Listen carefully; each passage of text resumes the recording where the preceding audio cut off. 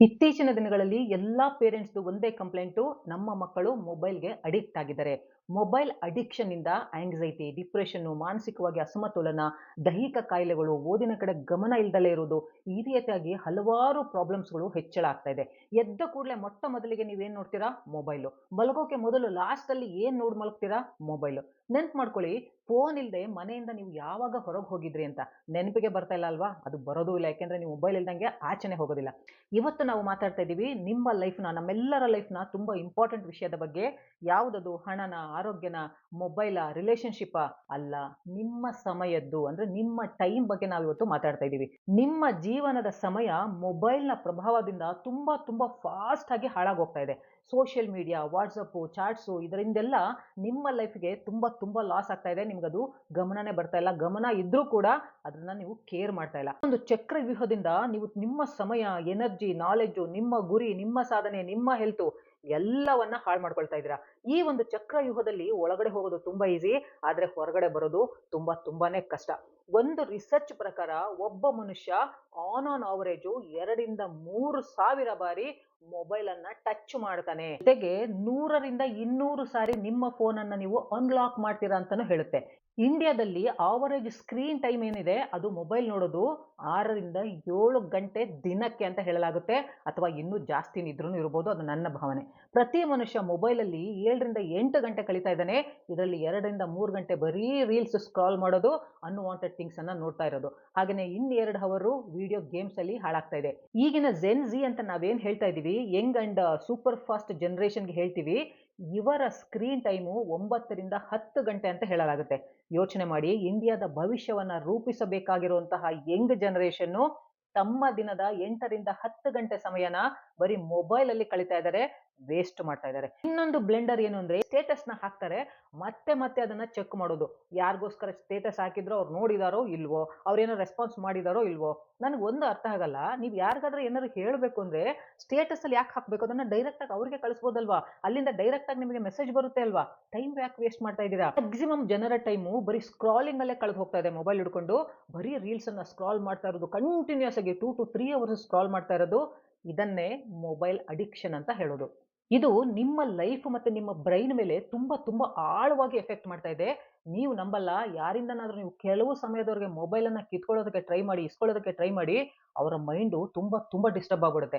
ಈ mobile addiction ಅನ್ನೋದು equal to drugs and gambling ಅಂತಾನೂ ಹೇಳ್ತಾರೆ. ಯಾಕಂದ್ರೆ ಡ್ರಗ್ ಅಡಿಕ್ಷನ್ ಒಂದು ಸಾರಿ ಆಗ್ಬಿಟ್ರೆ ಅದರಿಂದ ಅವರು ಆಚೆ ಬರೋದು ಅಸಾಧ್ಯ. ಅದು ಅಷ್ಟರ ಮಟ್ಟಿಗೆ ಅವರು ಆಳವಾಗಿ ಹೋಗ್ಬಿಟ್ಟಿರ್ತಾರೆ.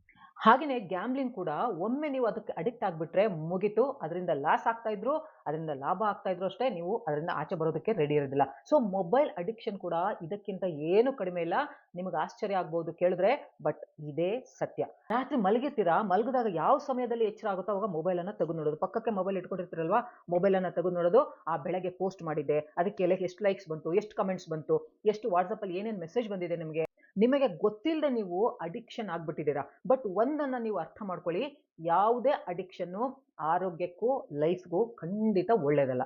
ಈ ರೀತಿಯ ಒಂದು ಅಡಿಕ್ಷನ್ಸ್ ಯಾಕೆ, ಹೇಗೆ ಆಗುತ್ತೆ ಅಂತ ನೋಡೋದಾದ್ರೆ, ಇದಕ್ಕೆ ಪ್ರಮುಖ ಕಾರಣ, ಮೇನ್ ಕಾರಣ ಏನು ಅಂದ್ರೆ, ನಮಗೆ ಈಸಿಯಾಗಿ ಏನ್ ಸಿಗುತ್ತೆ ಅದಕ್ಕೆ ನಾವು ಅಡಿಕ್ಟ್ ಆಗ್ಬಿಡ್ತೀವಿ. ಫಾರ್ ಎಕ್ಸಾಂಪಲ್, ಸೋಷಿಯಲ್ ಮೀಡಿಯಾದಲ್ಲಿ ಒಳಗಡೆ ಹೋಗೋದು ಈಸಿ. ಯಾಕೆಂದ್ರೆ ಮೊಬೈಲ್ ಓಪನ್ ಮಾಡ್ತೀರಾ, ಎಲ್ಲ ಇನ್ಸ್ಟಾ ಇರುತ್ತೆ, ಫೇಸ್ಬುಕ್ ಇರುತ್ತೆ, ಕಾಣ್ತಾ ಇರುತ್ತೆ ಎದುರುಗಡೆ, ಓಪನ್ ಮಾಡ್ತೀರಾ, ಅದ್ರ ಒಳಗಡೆ ಹವರ್ಸ್ ಟುಗೆದರ್ ಕಳೆದೋಗ್ಬಿಡ್ತೀರಾ. ಅಂಡ್ ಎರಡನೇ ರೀಸನ್ ಏನು ಅಂದ್ರೆ, ಮನುಷ್ಯನಿಗೆ ಕೆಟ್ಟದಂತ ಏನಿದೆ ಅದು ಬೇಗ ಅಡಿಕ್ಟ್ ಆಗ್ಬಿಡುತ್ತೆ. ಅದೇ ಒಳ್ಳೇದನ್ನೋದು ಬೇಗ ಅಡಿಕ್ಟ್ ಆಗೋದಿಲ್ಲ. ಫಾರ್ ಎಕ್ಸಾಂಪಲ್, ರೀಲ್ಸ್ ನೋಡ್ಕೊಂಡು ಟೈಮ್ ಪಾಸ್ ಮಾಡೋದು ತುಂಬಾ ಈಸಿ. ಅದು ನಿಮಗೆ ಟೆಂಪರರಿ ಎಂಟರ್ಟೈನ್ಮೆಂಟ್ ಸಿಗ್ತಾ ಇರುತ್ತೆ.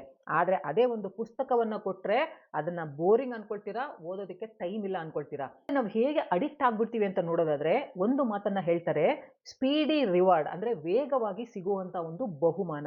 ಫಾರ್ ಎಕ್ಸಾಂಪಲ್, ನೀವೇನಾದ್ರೂ ಬೇಜಾರಾಗಿದ್ರೆ ಯಾವುದೋ ಒಂದು ಸಿಲ್ಲಿ ರೀಲ್ಸ್ ಅನ್ನ ನೋಡಿದ ತಕ್ಷಣ ನೀವು ನಕ್ಕು ಬಿಡ್ತೀರಾ. ಅಂದ್ರೆ ಇಮಿಡಿಯೇಟ್ ಆಗಿ ನಿಮ್ಮ ಆಕ್ಷನ್ಗೆ ಅಲ್ಲೂ ರಿಯಾಕ್ಷನ್ ಸಿಕ್ಕಿರುತ್ತೆ. ಇದೇ ಡ್ರಿಂಕ್ಸ್ ಅಲ್ಲಿ ಕೂಡ ಆಗುವಂತದ್ದು. ಡ್ರಿಂಕ್ಸ್ ಮಾಡಿದ ಕೂಡಲೇ ಏನೋ ಒಂಥರ ಮಜಾ ಆಗುವಂಥದ್ದು ಇದನ್ನೇ ಸ್ಪೀಡಿ ರಿವಾರ್ಡ್ ಅಂತ ಹೇಳ್ತಾರೆ. ಅಂದ್ರೆ ಯಾವುದೇ ಕೆಲಸ ಮಾಡಿದ್ರೆ ಅದಕ್ಕೆ ಇಮಿಡಿಯೇಟ್ ಆಗಿ ನಿಮಗೆ ರಿಯಾಕ್ಷನ್ ಸಿಗುವಂಥದ್ದು, ರಿಸಲ್ಟ್ ಸಿಗುವಂಥದ್ದು. ಹಾಗೆ ನೀವು ವಿಡಿಯೋ ಗೇಮ್ಸು, ಗ್ಯಾಂಬ್ಲಿಂಗ್ ಅಲ್ಲೂ ಕೂಡ ಅಷ್ಟೇನೆ. ಆಡಿದ ಕೂಡಲೇ ಗೆಲ್ತೀರಾ, ಇಲ್ಲ ಸೋಲ್ತೀರಾ. ಬಟ್ ರಿಸಲ್ಟು ಇಮಿಡಿಯೇಟ್ ಆಗಿ ನಿಮಗೆ ಸಿಗುತ್ತೆ. ಅದೇ ನಿಮ್ಮ ಕೈಗೆ ಒಂದು ಪುಸ್ತಕವನ್ನ ಕೊಟ್ಟು ಓದಿ ಅಂದ್ರೆ ನಿಮಗೆ ಬೋರ್ ಆಗ್ಬಿಡುತ್ತೆ. For example think and grow rich ಪುಸ್ತಕವನ್ನ ಕೊಟ್ಟು ನೀವು ತಕ್ಷಣ ಓದಿ ಕೋಟ್ಯಾಧೀಶರಾಗ್ತೀರಾ? ಇಲ್ಲ, ಕೋಟ್ಯಾಧೀಶರು ಆಗಲ್ಲ ಇಮಿಡಿಯೇಟ್ ಆಗಿ. ಅಂದ್ರೆ ಆಕ್ಷನ್‌ಗೆ ನಿಮಗೆ ಇಮಿಡಿಯೇಟ್ ಆಗಿ ರಿಯಾಕ್ಷನ್ ಸಿಗೋದಿಲ್ಲ. ಅದಕ್ಕೆ ಟೈಮ್ ಕೊಡಬೇಕು, ಆಕ್ಷನ್ ತಗೋಬೇಕು, ಕೆಲಸ ಮಾಡಬೇಕು. ಪರ್ಸನಾಲಿಟಿ ಡೆವಲಪ್ಮೆಂಟ್ ಬುಕ್ ಕೊಟ್ಬಿಟ್ಟು ಓದಿ ನೀವು ಅಂದ್ರೆ ನಿಮ್ಮ ವ್ಯಕ್ತಿತ್ವ ಇಮಿಡಿಯೇಟ್ ಆಗಿ ಚೇಂಜ್ ಆಗುತ್ತಾ? ಇಲ್ಲ, ಅದಕ್ಕೂ ಕೂಡ ಸಮಯ ಬೇಕು. ಇಂಗ್ಲಿಷ್ ಕಲಿಬೇಕು ಅಂದ್ರೆ ಕಮ್ಯುನಿಕೇಷನ್ ಇಂಪ್ರೂವ್ ಮಾಡ್ಕೋಬೇಕು ಅಂತಂದ್ರೆ ಇಂಗ್ಲಿಷ್ ಕಲಿಯುವಂತ ಪುಸ್ತಕವನ್ನ ಕೊಟ್ರೆ ಅದು ಇಮಿಡಿಯೇಟ್ ಆಗಿ ನಿಮಗೆ ರಿಸಲ್ಟ್ ಕೊಡುತ್ತಾ? ಇಲ್ಲ, ಟೈಮ್ ತಗೊಳುತ್ತೆ. ಪ್ರಾಕ್ಟೀಸ್ ಮಾಡಬೇಕು, ಕಲಿಬೇಕು. ಹಾಗಾಗಿ ಅಲ್ಲಿ ಇಮಿಡಿಯೇಟ್ ರಿಯಾಕ್ಷನ್ ನಿಮಗೆ ಸಿಗೋದಿಲ್ಲ. ಅಂದ್ರೆ ಆಕ್ಷನ್ ತಗೋತೀರಾ, ಬಟ್ ನಿಮಗೆ ಇಮಿಡಿಯೇಟ್ ರಿಯಾಕ್ಷನ್ ಸಿಗಲ್ಲ. ಸೊ ಇದು ನಿಮಗೆ ಬೇಗ ಅಡಿಕ್ಟ್ ಆಗೋದಿಲ್ಲ. ಯಾವುದರಲ್ಲಿ ಸ್ಪೀಡಿ ರಿವಾರ್ಡ್ ಇರೋದಿಲ್ಲ ಅದು ಬೇಗ ಅಡಿಕ್ಟ್ ಆಗಲ್ಲ. ಅದೇ ಯಾವುದರಲ್ಲಿ ಸ್ಪೀಡಿ ರಿವಾರ್ಡ್ ಇರುತ್ತೆ ಅದಕ್ಕೆ ನೀವು ಬೇಗ ಅಡಿಕ್ಟ್ ಆಗ್ಬಿಡ್ತೀರಾ. ಮೆಂಟಲಿ ಸ್ಟ್ರಾಂಗ್ ಆಗಬೇಕು ಅಂತ ಹೇಳ್ಬಿಟ್ಟು ಮೆಡಿಟೇಷನ್ ಕ್ಲಾಸ್ಗೆ ಹೋಗ್ತೀರಾ, ಆದ್ರೆ 10-15 ದಿವಸಕ್ಕೆ ನಿಮಗೆ ಬೋರ್ ಆಗ್ಬಿಡುತ್ತೆ, ಬಿಟ್ಟು ಬಿಡ್ತೀರಾ. ಯಾಕೆಂದ್ರೆ ಅಲ್ಲಿ ಆಕ್ಷನ್ಗೆ ಇಮಿಡಿಯೇಟ್ ರಿಯಾಕ್ಷನ್ ನಿಮಗೆ ಸಿಗೋದಿಲ್ಲ. ಹಾಗಾಗಿ ಅದು ಅಡಿಕ್ಟ್ ಆಗಲ್ಲ ನಿಮಗೆ. ಹಾಗಾಗಿ ಫೋನ್ ಅಡಿಕ್ಷನ್ ಯಾಕೆ ಜಾಸ್ತಿ ಆಗ್ತಾ ಇದೆ ಅಂದ್ರೆ ಇಲ್ಲಿ ಇಮಿಡಿಯೇಟ್ ರಿವಾರ್ಡ್ ಸಿಗ್ತಾ ಇದೆ ನಿಮಗೆ. ಹೇಗೆ ಅಂದ್ರೆ ಇನ್ಸ್ಟಾದಲ್ಲಿ, ಫೇಸ್ಬುಕ್ ಅಲ್ಲಿ ಏನೋ ಒಂದು ಪೋಸ್ಟ್ ಅನ್ನ ಮಾಡ್ತೀರಾ, ಫ್ರಾಕ್ಷನ್ ಆಫ್ ಸೆಕೆಂಡ್ ಅಲ್ಲಿ ನಿಮಗೆ ಲೈಕ್ಸ್, ಕಮೆಂಟ್ಸ್ ಬರೋದಕ್ಕೆ ಶುರು ಆಗ್ಬಿಡುತ್ತೆ. ಬೇರೆಯವರು ಆ ಪೋಸ್ಟ್ ಅನ್ನ ಶೇರ್ ಮಾಡಿರ್ತಾರೆ, ನಿಮ್ಮ ಆಕ್ಷನ್ಗೆ ಇಮಿಡಿಯೇಟ್ ರಿಯಾಕ್ಷನ್ ಅಲ್ಲಿ ನಿಮಗೆ ಸಿಕ್ಬಿಡುತ್ತೆ. ಲೈಕ್ಸ್ ಎಷ್ಟು ಬಂತು, ಕಮೆಂಟ್ ಏನೇನು ಬಂದಿದೆ, ಆ ಕಮೆಂಟ್ಗೆ ಬೇರೆಯವರು ಏನೇನು ಕಮೆಂಟ್ ಮಾಡಿದ್ದಾರೆ, ಯಾರ್ಯಾರು ಪಾಸಿಟಿವ್ ಕಮೆಂಟ್ ಮಾಡಿದ್ದಾರೆ, ಯಾರ್ಯಾರು ನೆಗೆಟಿವ್ ಕಮೆಂಟ್ ಮಾಡಿದ್ದಾರೆ, ಇದೆಲ್ಲ ಇಮಿಡಿಯೇಟ್ ಆಗಿ ಚೆಕ್ ಮಾಡೋದಕ್ಕೆ ಶುರು ಮಾಡ್ಬಿಡ್ತೀರಾ. ಒಂದು ಪೋಸ್ಟ್ ಅನ್ನ ಹಾಕಿದ್ರಿ, ಕಮೆಂಟ್ಸ್, ಲೈಕ್ಸ್ ಬಂತು, ಮತ್ತೆ ಇನ್ನೊಂದು ಡೋಸ್ ಅಂದ್ರೆ ಇನ್ನೊಂದು ಪೋಸ್ಟ್ ಅನ್ನ ಮಾಡೋದು, ಇನ್ನೊಂದು ರೀಲ್ಸ್ ಅನ್ನ ಅಪ್ಲೋಡ್ ಮಾಡೋದು, ಇನ್ನೊಂದು ಫೋಟೋನ ಅಪ್ಲೋಡ್ ಮಾಡೋದು, ಆ ಫೋಟೋಗೆ ಎಷ್ಟು ಲೈಕ್ಸ್ ಬಂದಿದೆ, ಏನೇನು ಕಮೆಂಟ್ ಮಾಡಿದೆ, ಅದನ್ನೆಲ್ಲ ಚೆಕ್ ಮಾಡೋದಕ್ಕೆ ಶುರು ಮಾಡ್ಬಿಡ್ತೀರಾ. ಅನ್ಕೊಳ್ತಾ ಇರ್ತೀರಾ, ಲಾಸ್ಟ್ ಟೈಮ್ ಹಾಕಿದ್ದೆ ಇಷ್ಟು ನನಗೆ ಶೇರ್ ಆಯ್ತು, ಇಷ್ಟು ನನಗೆ ಕಮೆಂಟ್ ಬಂತು. ಅದರ ಜೊತೆಗೆ ಬೇರೆಯವರ ಪೋಸ್ಟ್ ಅನ್ನು ನೀವು ನೋಡೋದಕ್ಕೆ ಶುರು ಮಾಡ್ಬಿಡ್ತೀರಾ. ಅವರಿಗೆ ಏನೇನು ಕಮೆಂಟ್ ಬಂದಿದೆ, ಅವರಿಗೆ ಎಷ್ಟು ಲೈಕ್ಸ್ ಬಂದಿದೆ. ಇದು ಹಾಗೆ ಅಡಿಕ್ಷನ್ ಆಗಿ ಒಂದು ಸರಿ ನೀವು ಇನ್ಸ್ಟಾಗ್ರಾಮ್ ಅನ್ನ ಓಪನ್ ಮಾಡಿದ್ರೆ 2 to 3 ಅವರ್ಸ್ ಅದರಲ್ಲೇನೆ ಸ್ಪೆಂಡ್ ಮಾಡ್ತಾ ಕುಳಿತುಕೊಂಡ್ಬಿಡ್ತೀರಾ. ಪರಿಜ್ಞಾನನೇ ಇರೋದಿಲ್ಲ, ಸುತ್ತಮುತ್ತ ಏನ್ ನಡೀತಿದೆ ಅಂತನೂ ನಿಮ್ಗೆ ಗೊತ್ತಾಗೋದಿಲ್ಲ. ಇದರಿಂದ ಅವರಿಗೆ ಲಾಭ ಆಗುತ್ತೆ, ಆದ್ರೆ ಸಮಯ, ಎನರ್ಜಿ, ಮೈಂಡ್ನ ಆರೋಗ್ಯ ಎಲ್ಲ ಹಾಳಾಗೋದು ನಿಮ್ದು. ಮೊಬೈಲ್ ಅಡಿಕ್ಷನ್ ಇಂದ ನಮ್ಮೆಲ್ಲರ ಮೆಂಟಲ್ ಹೆಲ್ತ್, ಫಿಸಿಕಲ್ ಹೆಲ್ತ್ ತುಂಬಾ ತುಂಬಾ ಹಾಳಾಗ್ತಾ ಇದೆ. ಸಮಯ, ಅಭಿವೃದ್ಧಿ, ನಾವೇನು ಯಶಸ್ಸು ಕಾಣ್ಬೇಕು ಅಂತಿದೀವಿ ಅದೆಲ್ಲ ಹಾಳಾಗೋಗ್ತಾ ಇದೆ.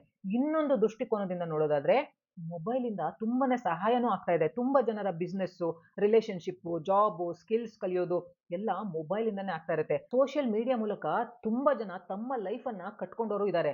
ಆದ್ರೆ ಇದನ್ನ ಎಷ್ಟು ಜನ ತಮ್ಮ ಅಭಿವೃದ್ಧಿಯಾಗಿ ಯೂಸ್ ಮಾಡ್ಕೊಳ್ತಾ ಇದ್ದಾರೆ?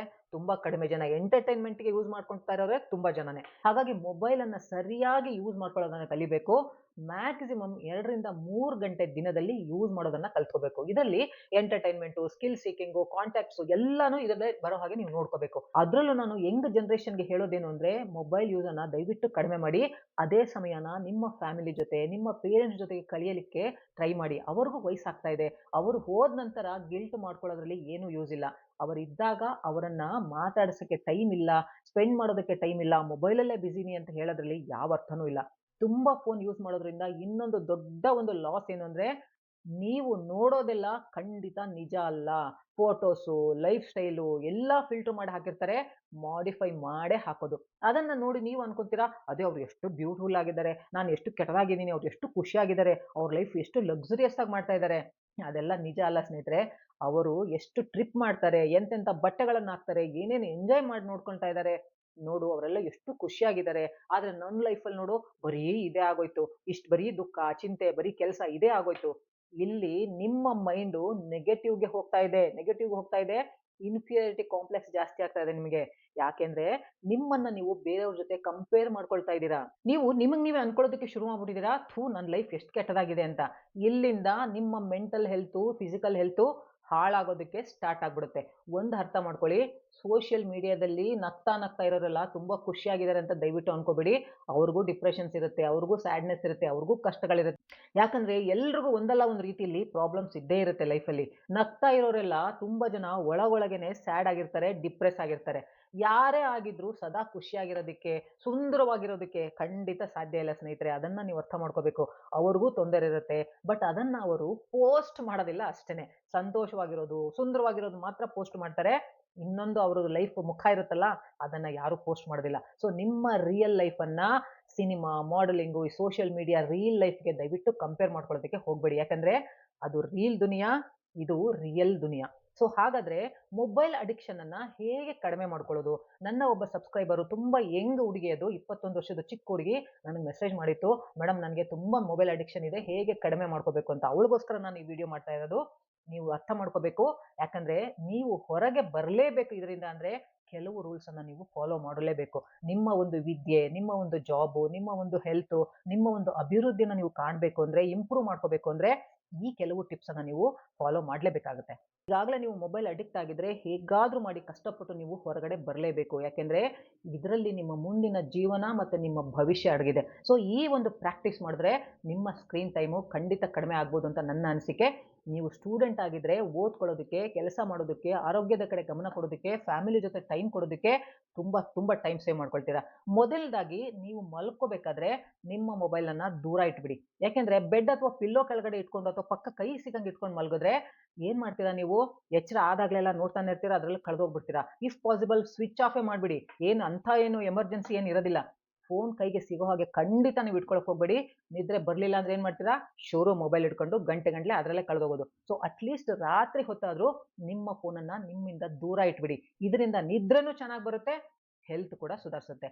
ಎರಡನೇದಾಗಿ ನಿಮ್ಮ ಮೊಬೈಲ್‌ನ ಕೆಲವು ಸೆಟ್ಟಿಂಗ್ಸ್ ಏನಿದೆ ಅದನ್ನ ಚೇಂಜ್ ಮಾಡ್ಕೊಂಬಿಡಿ. ಇದು ತುಂಬಾ ಇಂಪಾರ್ಟೆಂಟು.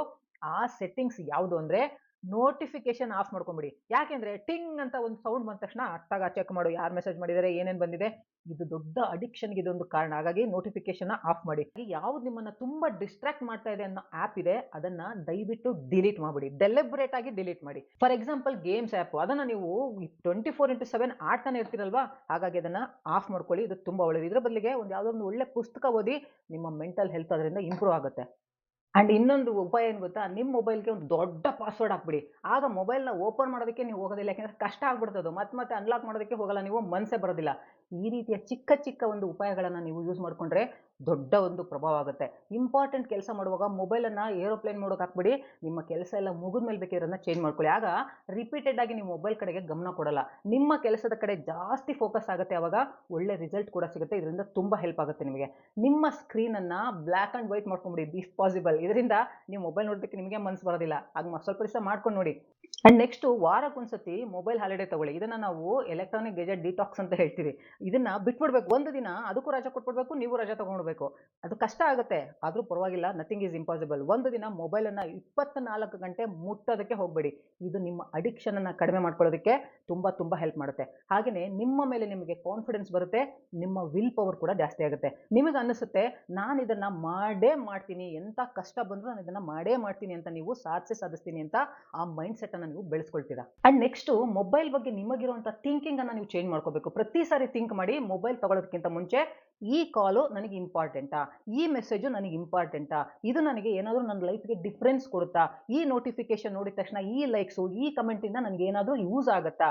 ಫಾರ್ ಎಕ್ಸಾಂಪಲ್ ಲೈಕ್ಸ್ ಬಂದ್ರೆ, ಕಮೆಂಟ್ಸ್ ಬಂದ್ರೆ ಇಮಿಡಿಯೇಟ್ ಆಗಿ ನೋಡ್ತಿರಲ್ವಾ, ಅದನ್ನ ನೋಡೋಕ್ಕಿಂತ ಮುಂಚೆ ಪಾಸ್ ಮಾಡಿ, 2 ಸೆಕೆಂಡ್ ಪಾಸ್ ಮಾಡಿ ಥಿಂಕ್ ಮಾಡಿ, ಇದರಿಂದ ನನ್ನ ಲೈಫಿಗೆ ಏನಾದ್ರು ಡಿಫ್ರೆನ್ಸ್ ಆಗ್ತಾ ಇದೆಯಾ? ಇಲ್ಲ ಅನ್ಸಿದ್ರೆ ಬಿಟ್ಬಿಡಿ, ಮೊಬೈಲ್ ಟಚ್ ಮಾಡೋದಕ್ಕೆ ಹೋಗ್ಬೇಡಿ. ಯಾಕೆ ಅಂದ್ರೆ ಇದು ನಿಮ್ಮ ಅಡಿಕ್ಷನ್ ಅನ್ನ ಖಂಡಿತ ಕಡಿಮೆ ಮಾಡುತ್ತೆ. ಯಾವಾಗ ನಿಮ್ಮ ಲೈಫಿಗೆ ಅದು ಇಂಪಾರ್ಟೆಂಟ್ ಅಲ್ಲ ಅನ್ಸುತ್ತೆ, ಆಗ ನೀವು ಅದನ್ನ ಮುಟ್ಟೋದನ್ನ ಕಡಿಮೆ ಮಾಡ್ತೀರಾ. ಅಂಡ್ ನೆಕ್ಸ್ಟ್ ನಿಮ್ಮನ್ನ ನೀವು ಬೇರೆ ಆಕ್ಟಿವಿಟೀಸ್ ಅಲ್ಲಿ ಬಿಸಿ ಮಾಡ್ಕೋಬೇಕು. ಅಂದ್ರೆ ಫ್ರೆಂಡ್ಸ್ ಜೊತೆಗೆ, ಫ್ಯಾಮಿಲಿ ಮೆಂಬರ್ಸ್ ಜೊತೆ ಮಾತಾಡೋದಿರ್ಬೋದು, ಡಿಸ್ಕಸ್ ಮಾಡೋದಿರ್ಬೋದು. ನೀವು ಚಿಕ್ಕವರಿದ್ದಾಗ ಯಾವ ಆಟ ಆಡ್ತಾ ಇದ್ರಿ, ಯಾವ ಗೇಮ್ಸ್ ನಿಮಗೆ ಇಷ್ಟ ಆಗ್ತಾ ಇತ್ತು, ಅದನ್ನ ರೀಕ್ರಿಯೇಟ್ ಮಾಡ್ಕೋಬಹುದು. ಮನೆಯಲ್ಲೇ ಆಟ ಆಡ್ಬೋದು, ಮಕ್ಕಳಿದ್ರೆ ಮಕ್ಕಳ ಜೊತೆ ಟೈಮ್ ಸ್ಪೆಂಡ್ ಮಾಡ್ಬೋದು. ಟೋಟಲಿ ನಿಮ್ಮ ಹಾಬೀಸ್ ಅನ್ನ ನೀವು ಇಂಪ್ರೂವ್ ಮಾಡ್ಕೋಬೇಕು. ಅದಕ್ಕೆ ನೀವು ಸಮಯ ಕೊಡಬೇಕು. ನಿಮ್ಮ ಹಾಬೀಸ್ ಏನಿದ್ರು ಕುಕ್ಕಿಂಗ್ ಇರ್ಬೋದು, ಡ್ರಾಯಿಂಗ್ ಇರ್ಬೋದು, ನಿಟ್ಟಿಂಗ್ ಮಾಡೋದಿರ್ಬೋದು, ಸಿಂಗಿಂಗ್ ಇರ್ಬೋದು, ಯಾವ್ದಾದ್ರು ಇನ್ಸ್ಟ್ರೂಮೆಂಟ್ ಅನ್ನ ಕಲಿಯೋದಿರ್ಬೋದು. ಹೀಗೆ ಅದರಲ್ಲಿ ನೀವು ಟೈಮ್ ಅನ್ನ ಸ್ಪೆಂಡ್ ಮಾಡಿದ್ರೆ ಮೊಬೈಲ್ಗೆ ನೀವು ಕಡಿಮೆ ಸಮಯವನ್ನ ಕೊಡ್ತೀರಾ, ಅಡಿಕ್ಷನ್ ಕಡಿಮೆ ಆಗ್ತಾ ಬರುತ್ತೆ. ಸೊ ಹಾಗಾಗಿ ಮೊಬೈಲ್ ಅಡಿಕ್ಷನ್ ಅನ್ನೋದು ತುಂಬಾ ದೊಡ್ಡ ಒಂದು ಇಶ್ಯೂ ಆಗಿದೆ ಈಗಿನ ಒಂದು ಜನರೇಷನ್ಗೆ. ಆ ಸ್ಟೂಡೆಂಟ್ಗಂತೂ ತುಂಬಾ ಪ್ರಾಬ್ಲಮ್ ಆಗ್ತಾ ಇದೆ. ಅಫ್ಕೋರ್ಸ್ ಅವರಿಗೆ ಮೊಬೈಲ್ ಬೇಕು, ಆನ್ಲೈನ್ ಕ್ಲಾಸಸ್ ಇರುತ್ತೆ ಎಷ್ಟೋ ಸರಿ, ಆದ್ರೆ ಅದಕ್ಕೆ ಮಾತ್ರ ಯೂಸ್ ಮಾಡ್ಕೋಬೇಕು. ಎಸ್ಪೆಷಲಿ ಸ್ಟೂಡೆಂಟ್ಸ್ಗೆ ಮತ್ತೆ ಕೆಲಸ ಮಾಡೋರಿಗೆ ಮೊಬೈಲ್ ಇಂದ ತುಂಬಾ ಹಾನಿ ಆಗ್ತಾ ಇದೆ. ದಯವಿಟ್ಟು ಮೊಬೈಲ್ ಸ್ಕ್ರೀನ್ ಟೈಮ್ ಅನ್ನ ಕಡಿಮೆ ಮಾಡಿ ಅಂತ ಹೇಳ್ತಾ ಈ ವಿಡಿಯೋನ ಮುಗಿಸ್ತಾ ಇದ್ದೀನಿ. ಮತ್ತೆ ಮುಂದಿನ ವಿಡಿಯೋದಲ್ಲಿ ಭೇಟಿ ಮಾಡ್ತೀನಿ. ಬಾಯ್.